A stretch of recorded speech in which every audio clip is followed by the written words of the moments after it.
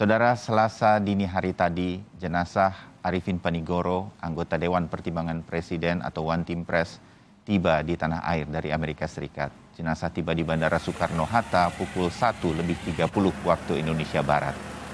Sejumlah keluarga dan kerabat dari almarhum Arifin Panigoro mulai kemudian juga sudah berdatangan ke rumah duka yang ada di Jalan Benda Atas di kawasan Cilandak, Jakarta Selatan. Sejak jenazah tiba di Bandara Soekarno-Hatta pada pukul 1:30 Selasa dini hari, seperti gambar yang kami tampilkan, kemudian jenazah dibawa oleh pihak keluarga dan kerabat ke rumah duka. Menurut rencana almarhum Arifin Panigoro akan dimakamkan Selasa siang ini. Saudara, kita akan segera bergabung dengan jurnalis Kompas TV yang ada di rumah duka, Fajri Satrio, yang ada di kawasan Cilandak, Jakarta Selatan. Fajri, selamat pagi. Bisa ceritakan bagaimana suasana di rumah duka saat ini? Siapa saja tokoh-tokoh yang sudah hadir melayat almarhum? Termasuk apakah jadi Presiden Jokowi juga hadir, Fajri? Ya, selamat pagi Bayu dan juga saudara. Memang benar saat ini memang suasana dari rumah duka dari almarhum Arifin Panigoro sendiri memang sudah dipenuhi oleh kerabat, saudara dan juga beberapa teman. Beberapa menteri pun sudah juga hadir dan rencana memang Presiden akan hadir nanti pukul 9 pagi.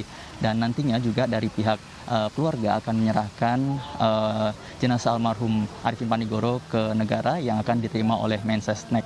Nah, tidak hanya itu, beberapa tokoh pun juga hadir dalam di rumah duka ini, dan salah satunya juga pimpinan redaksi Kompas TV. Kita tahu Arifin Panigoro merupakan salah satu aktivis dari ITB dan beliau juga pengusaha minyak, dan saat ini beberapa usaha minyak pun menjadi usaha dia. Dan bagaimana kiprah dari almarhum Arifin Panigoro, kita tahu juga kebetulan pimpinan redaksi Kompas TV juga sempat dulu waktu tahun 2015 juga berbincang dengan almarhum, ya Ibu Rosia.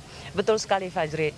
Satu hal sebenarnya yang sangat identik dengan almarhum Bapak Arifin Panigoro adalah pergaulannya yang begitu luas, lintas generasi, lintas profesi, semuanya.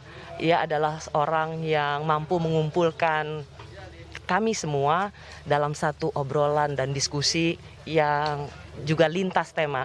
Satu hal sebenarnya yang saya ingat, Pak Arifin Panigoro ini senang sekali ngumpulin orang dan bikin acara. Misalnya salah satunya adalah ulang tahunnya Pak Arifin Panigoro yang sebentar lagi, yaitu 14 Maret yang akan datang. Biasanya 14 Maret di hari ulang tahun Pak Arifin Panigoro banyak sekali yang datang. Dan satu hal yang saya terkesan adalah disitulah saya punya kesempatan bertemu dengan Pak Yaakob Utama dan berbincang-bincang dengan Pak Yaakob Utama. Pak Yaakob itu adalah tokoh yang selalu hadir di acara-acara yang diselenggarakan oleh Pak Arifin Panigoro. Meskipun antara Pak Yaakob dan Pak Arifin usia relatif cukup jauh, tapi ini menunjukkan bagaimana Pak Yaakob itu bisa bersahabat dengan seorang pengusaha yang juga aktivis, karena mereka berdua sering berdiskusi bersama. Ibu sendiri melihat kiprah dari Pak Arifin sendiri ketika beliau menjadi pengusaha di eranya Presiden Soeharto, saat ini bagaimana? Kalau saya bisa bilang, sungguh Pak Arifin Panigoro itu memiliki warna kehidupan yang luar biasa. Ia tidak saja bergaul dengan para pengusaha, tapi ia bergaul dengan banyak aktivis, ia bergaul dengan banyak wartawan.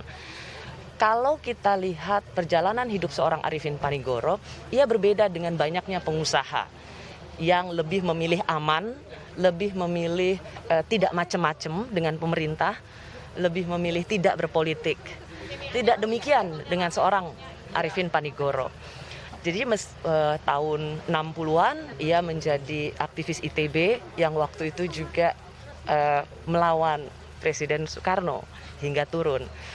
Kemudian ia menjadi seorang pengusaha di eranya Pak Harto. Tapi kemudian di era reformasi, gerakan mahasiswa itu kita tahu itu juga identik dengan Pak Arifin Panigoro sebagai yang mensupport gerakan mahasiswa. Jadi lewat di era reformasi, Pak Arifin Panigoro ini juga bukan yang kemudian seorang yang sudah merasa nyaman, aman.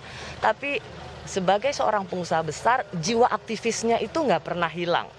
Jadi selalu ingin berbicara tentang apalagi perubahan politik yang lebih baik, gerakan-gerakan menjaga Indonesia, berdiskusi dengan para aktivis, lintas partai. Jadi kalau saya lihat seorang Arifin Panigoro berbeda dengan pengusaha lainnya karena sesungguhnya dia adalah seorang aktivis yang kebetulan jadi konglomerat.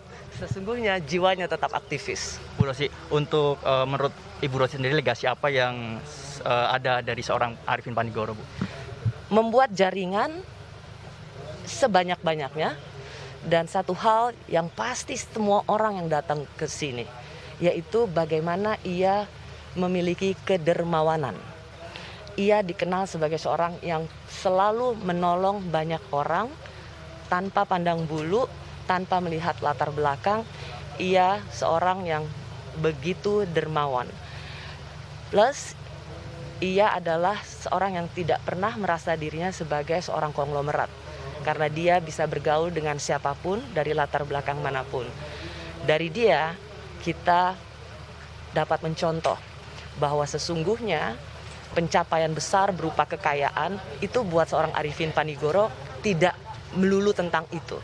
Tetapi bagaimana dia mewariskan pikiran, gerakan-gerakan aktivisme, dan bagaimana merawat Indonesia, itu adalah salah satu yang menjadi warisan seorang Arifin Panigoro. Apa yang bisa dipetik dari Bapak almarhum Arifin Panigoro ini untuk kami, para generasi muda, Bu? Banyak membuat jaringan, selalu berteman, berdiskusi. Coba bayangin Fajri, apa sih yang kurang dari seorang Arifin Panigoro? Kaya raya, sudah mapan, sudah sangat senior, tapi tidak pernah alpa atau nggak punya waktu untuk diskusi. Satu hal yang sebenarnya saya nyesel sekali di masa pandemi, Pak Arifin Panigoro tuh telepon saya, ayo Rosi, kapan kita ketemu? Saya mau ketemu dengan politisi muda-muda. Kamu kumpulin dong mereka tuh, yang ini sekarang banyak banget yang namanya politisi milenial. Saya bilang, Pak Arifin, saya sih mau aja, tapi yang harus dijaga Pak Arifin dong. Jangan, kita kan belum boleh kumpul. Nah, jadi bayangkan seorang yang sudah begitu senior, malang melintang dalam dunia aktivis, seorang konglomerat, tetap ingin punya waktu berdiskusi dengan politisi muda. Ia ingin mendengar, pengen tahu, pengen juga belajar dari mereka. Bahkan mungkin Pak Arifin juga ingin share pengalaman beliau. So, dari seorang Arifin Panigoro kita belajar bahwa ia tidak pernah berhenti untuk tahu tentang Indonesia dari berbagai kalangan, meskipun itu yang muda sekalipun. Ia adalah manusia lintas zaman. Terima kasih Bu Rosi atas waktunya. Bayu dan juga saudara, untuk saat ini memang para pelayat juga sedang menunggu kehadiran dari Presiden Republik Indonesia Joko Widodo, dan nanti dijadwalkan pukul 11 akan dimakamkan di Taman Makam Keluarga di kawasan Cilandak, Jakarta Selatan. Bayu. Baik, Fajri Satrio dan Ibu Rosiana Silalahi tadi sudah memberikan sekelumit apa yang kemudian bisa kita pelajari dari seorang almarhum Arifin Panigoro. Terima kasih laporannya dari Rumah Duka.